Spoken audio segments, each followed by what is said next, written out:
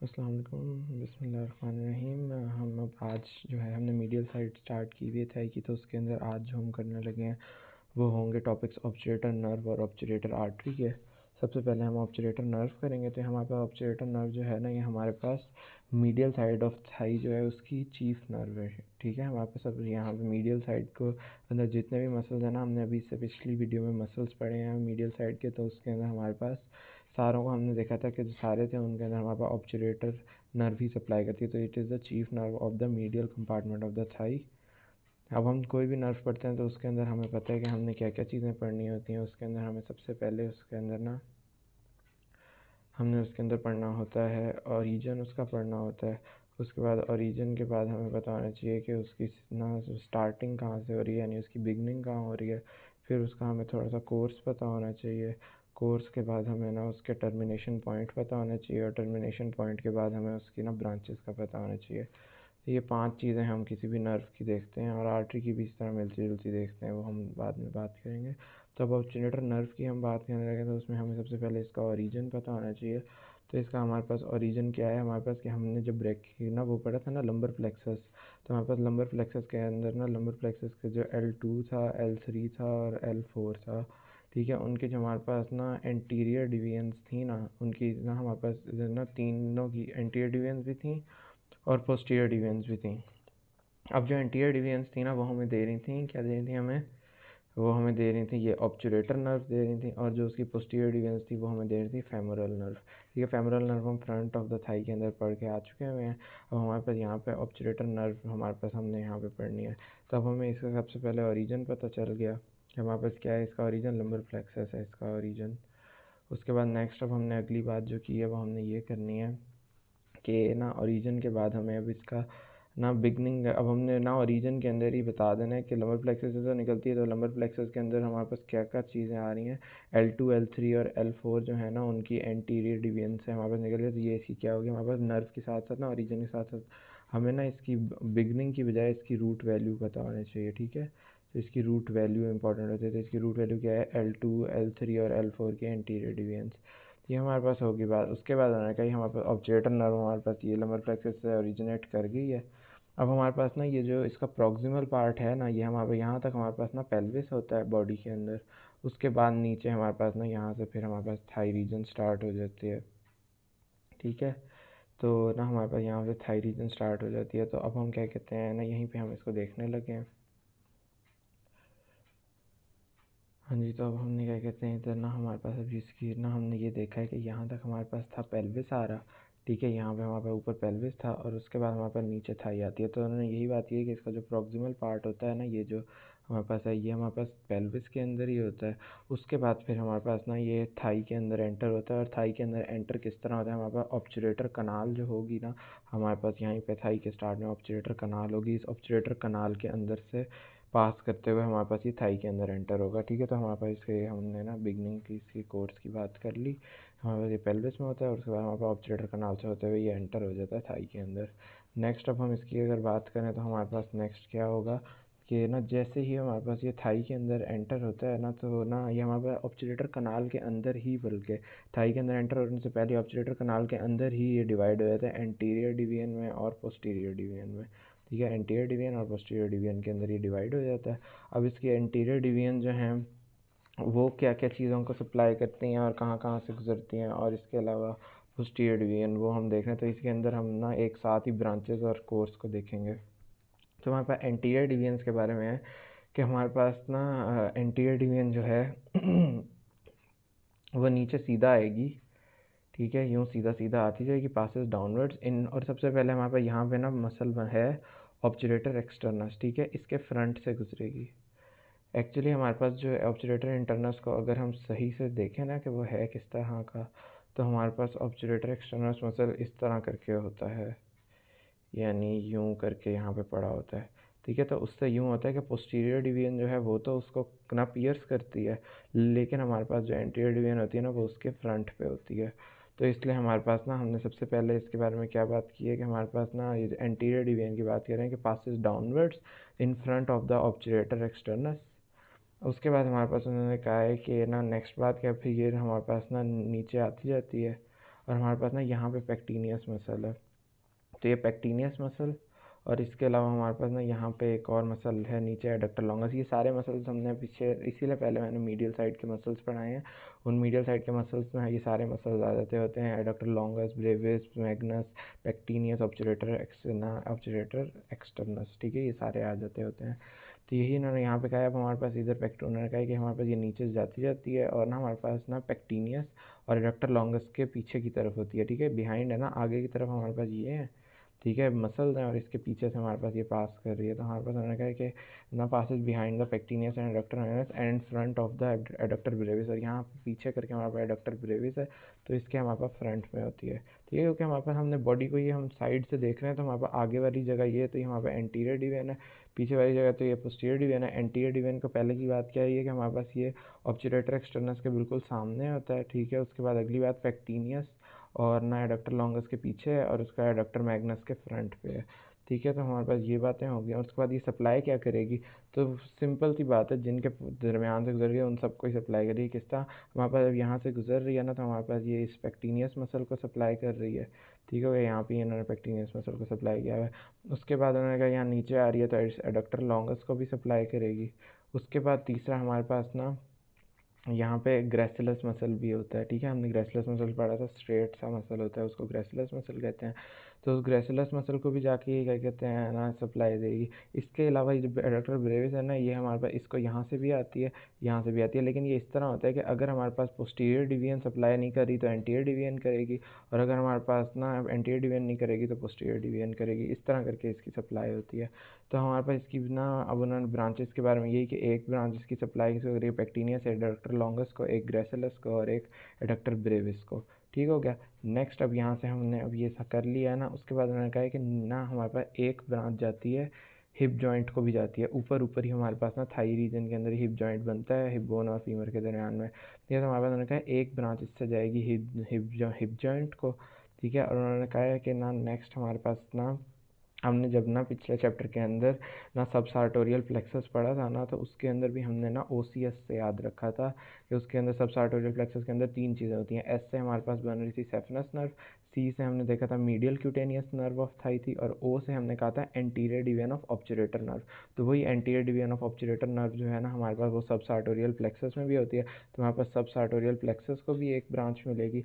और उसके बाद हमारे पास ना जाके इसने कहाँ मिल जाना है, इसने जाके मिल जाना है फेमरल आर्टरी के अंदर, और ना हमारे पास वहीं जाके इसने टर्मिनेट कर जाना है। तो इसका टर्मिनेशन पॉइंट क्या है कि इसने जाके हमारे पास एडक्टर कनाल के अंदर, हमने एडक्टर कनाल भी पिछले चैप्टर में पढ़ लिया, तो एडक्टर कनाल के अंदर हमारे पास इसने जाके मिल जाना है ना फेमरल आर्टरी के अंदर।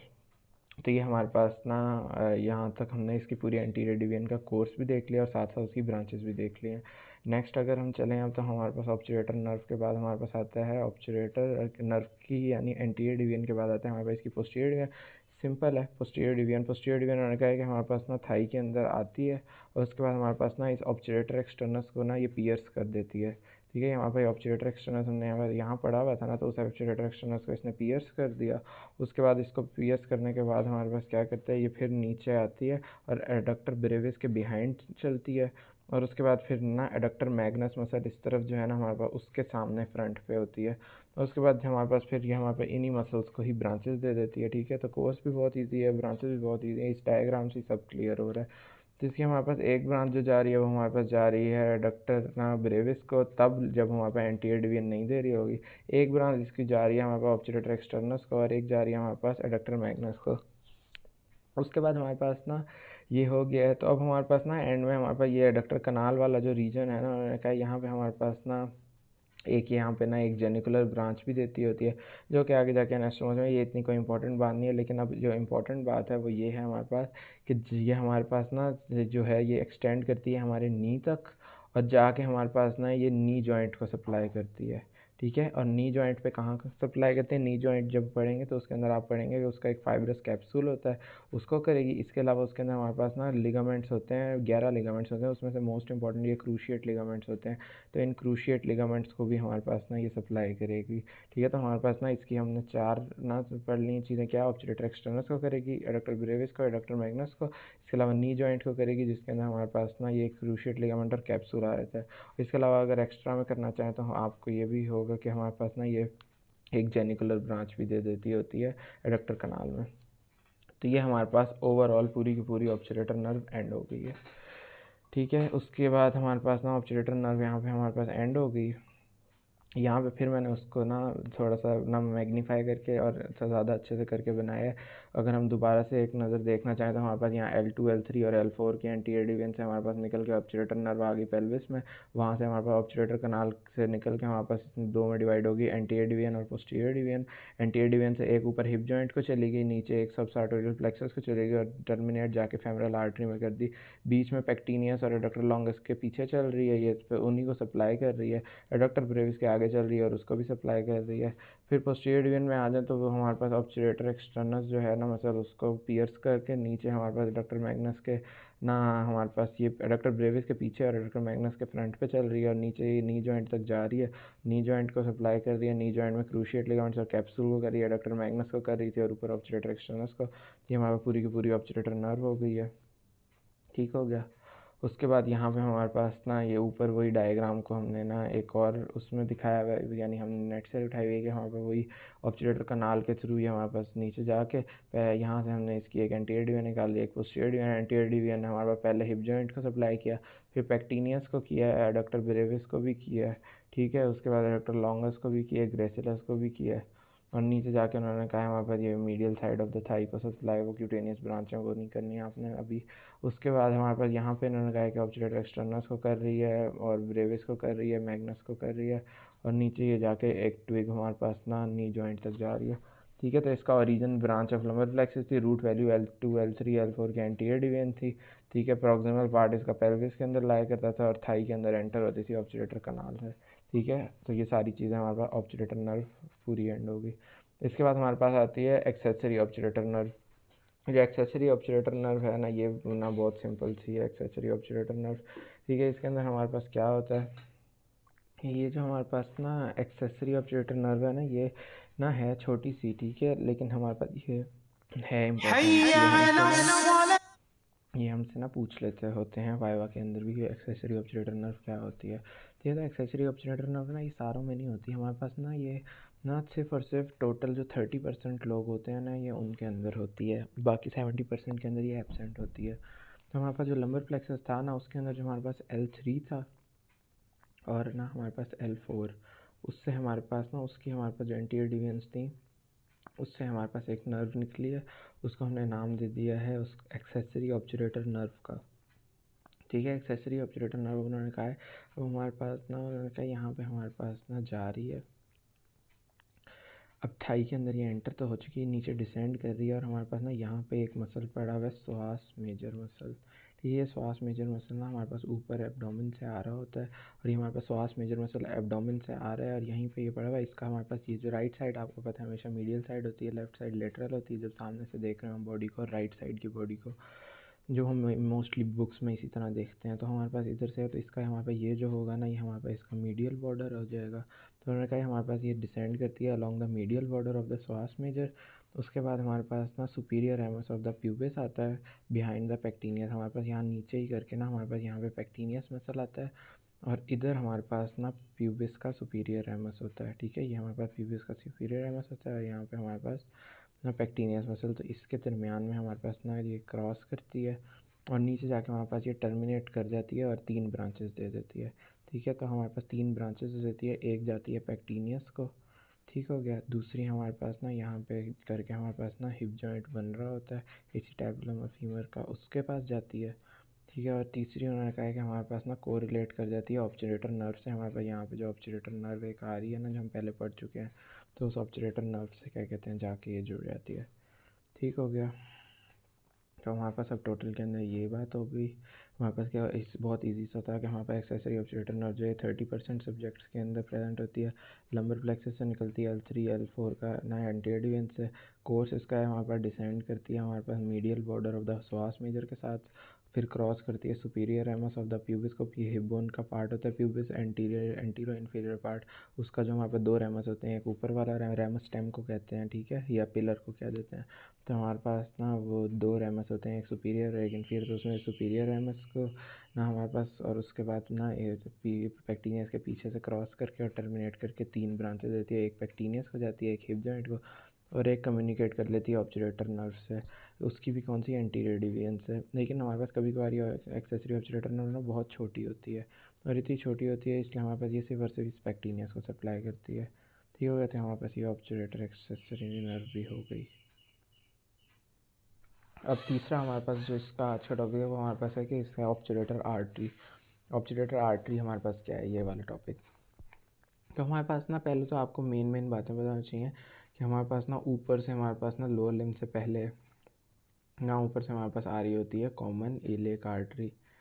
ये जो कॉमन इलियक आर्टरी है ना, ये हमारे पास ना दो हिस्सों में डिवाइड हो जाती है। एक हम इसको कहते हैं एक्सटर्नल इलियक आर्टरी, एक हम इसको कहते हैं इंटरनल इलियक आर्टरी। जो हमारे पास एक्सटर्नल इलियक आर्टरी है ना, वो हमारे पास इंग्वाइनल लिगामेंट के नीचे से गुजरती है, और वो नीचे जाके उसका नाम क्या हो जाता है, फेमोरल आर्टरी। ये जो हमारे पास लेकिन है ना इन्फीरियर है ना हमारे पास इंटरनल इलियक आर्टरी, सॉरी, ये हमारे पास आगे जाके ना वो दे देती है, ये ब्रांच हो जाती है।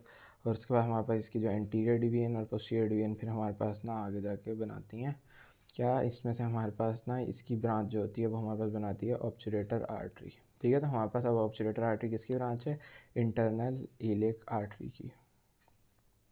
सबसे पहली बात क्या है, ओरिजिन के branch of internal iliac artery. उन्होंने कहा हमारे पास ना यहाँ पे स्टार्ट में जितना नर्व के लिए ऑब्चुलेटर कनाल होता है, तो इस आर्टरी के लिए ऑब्चुलेटर फोरामेन होता है। तो हमारे पास ये आती है, और उसके बाद ये ऑब्चुलेटर फोरामेन के अंदर आके ना हमारे पास ये एंटीरियर और पोस्टीरियर के अंदर डिवाइड हो जाती है। ठीक है, उसके बाद हमारे पास ना जो हमारे पास ना हिप बोन होती है ना, उसके ऊपर हमारे पास एक ऑब्चुलेटर फोरामेन होता है। ठीक है, उसी ऑब्चुलेटर फोरामेन की यहाँ पे बात हुई है। ठीक है, तो उस ऑब्चुलेटर फोरामेन के अंदर से हमारे पास ना निकलती है ये। उसके बाद हमारे पास ना ऑब्चुलेटर फोरामेन के ऊपर एक ऑब्चुलेटर मेम्ब्रेन सी लगी होती है। तो उन्होंने कहा हमारे पास ना ये उस ऑब्चुलेटर मेम्ब्रेन के ऊपर ना एक सर्कल सा बना लेता है, और वो सर्कल हमारे पास ना जाके उसके करीब जो हमारे पास मसल्स होते हैं ना, उसको सप्लाई कर देता है। ठीक हो गया, उसके बाद उन्होंने कहा है कि हमारे पास ये सर्कल एक तो उन मसल्स को सप्लाई कर देता है, दूसरा हमारे पास ये एनास्टोमोसिस करता है। और एनास्टोमोसिस किसके साथ करता है, मीडियल सर्कमफ्लेक्स फेमोरल आर्टरी के साथ। ये मीडियल सर्कमफ्लेक्स फेमोरल आर्टरी हमने ना प्रोफंडा फेमोरस आर्टरी का टॉपिक पढ़ा है फ्रंट ऑफ द थाई के अंदर। उसके अंदर फुल मैंने एक्सप्लेन कर दिया होता है कि हमारे पास ना जो उसकी हमारे पास 3 तरह की ब्रांचेज होती हैं। तो एक लेटरल सर्कमफ्लेक्स फेमोरल आर्टरी, दूसरी मीडियल सर्कमफ्लेक्स फेमोरल आर्टरी, और तीसरी परफोरेटिंग ब्रांचेज उसकी होती हैं। ठीक है, और हमने आगे उनकी डिटेल्स भी कर ली थी। तो हमारे पास जो मीडियल सर्कमफ्लेक्स फेमोरल आर्टरी है ना, कि यहाँ पर हमारे पास ना उसके साथ एनास्टोमोसिस हो रहा है, तो ये हमारे पास होगी। और उसके बाद हमारे पास नेक्स्ट उन्होंने बात की है हमारे पास कि ये एक देगी हमारे पास फिर जो इसकी पोस्टीरियर डिवीजन होगी ना, वो हमारे पास एक दे देगी एसिटैबुलर ब्रांच। ये एसिटैबुलर ब्रांच क्यों देगी, ताकि हमारे पास ना जो हमारे पास हिप बोन है ना, उसका हमारे पास जो एसिटैबुलम है ना, तो उस एसिटैबुलम के अंदर वाली जो जगह होती है ना, उसको हम एसिटैबुलर फोसा कहते हैं। जो अंदर ना गढ़ा सा होलो सी कैविटी होती है ना, उसको हम एसिटैबुलर फोसा कहते हैं, ताकि वो जाके एसिटैबुलर फोसा को सप्लाई कर दे। ठीक हो गया, उसके अलावा उन्होंने कहा एक हमें ये छोटी सी ट्विग देगी। ठीक है, और ये जो ट्विग होगी ना, वो ये छोटी शाख को कह देते हैं ट्विग, तो वो हमारे पास जाके हेड ऑफ फीमर को भी सप्लाई करेगी। ये क्यों करेगी हमारे पास, क्योंकि ना हमारे पास अब देखें, अगर हम ना यहाँ पे थोड़ा सा बना लें, तो हमारे पास यहाँ पे एसिटैबुलम होगा, और यहाँ पे हमारे पास ना हेड ऑफ फीमर आके इससे जुड़ा होगा। तो हमारे पास हेड ऑफ फीमर यहाँ पे जिसमें अब ऑब्चुलेटर आर्टरी जो इसने जाके हमारे पास एसिटैबुलर ब्रांच दे के हमारे पास इसको सप्लाई की है एसिटैबुलर फोसा को, साथ ही इससे एक छोटी सी ट्विग निकल के इस हेड ऑफ फीमर को भी सप्लाई कर देगी। अराउंड द राउंड लिगामेंट, हमारे पास जो हेड ऑफ फीमर होता है ना, उसके बीच में हमारे पास ना यहाँ पे ना एक लिगामेंट सा लगा होता है। ठीक है, उस लिगामेंट को हम कह देते हैं राउंड लिगामेंट। तो उसी लिगामेंट के गिर्द हमारे पास जाके इतना सप्लाई कर देना होता है। तो इतनी सी बात थी ऑब्चुलेटर आर्टरी की, कोई मुश्किल बात नहीं है। सबसे पहले इसका ओरिजिन देखना है हमने कि ब्रांच है वहाँ पे इंटरनल इलियक आर्टरी की। उसके बाद ये हमारे पास कोर्स अगर हम इसका देखें तो स्टार्ट होती है हमारे पास ऑब्चुलेटर फोरामेन में, उसके बाद जाके एंटीरियर और पोस्टीरियर डिवीजन में डिवाइड हो जाती है, और फिर हमारे पास जो ऑब्चुलेटर मेम्ब्रेन है उसके गिर्द हमारे पास एक सर्कल सा बना देती है, और वो सर्कल हमारे पास जो होता है ना, वो सप्लाई करता है करीब वाले मसल्स को। इसके अलावा एनास्टोमोसिस भी बना देता है मीडियल सर्कमफ्लेक्स फेमोरल आर्टरी के। इसके अलावा जो इसकी पोस्टीरियर डिवीजन होती है, उससे हमारे पास एक एसिटैबुलर ब्रांच निकलती है, जो कि जाके हमारे पास एसिटैबुलर फोसा को ना ब्रांच देती है, और साथ ही हमारे पास एक ट्विग निकल के हेड ऑफ फीमर को भी सप्लाई कर देती है। तो बस हमारे पास यहाँ का टॉपिक ख़त्म हो गया।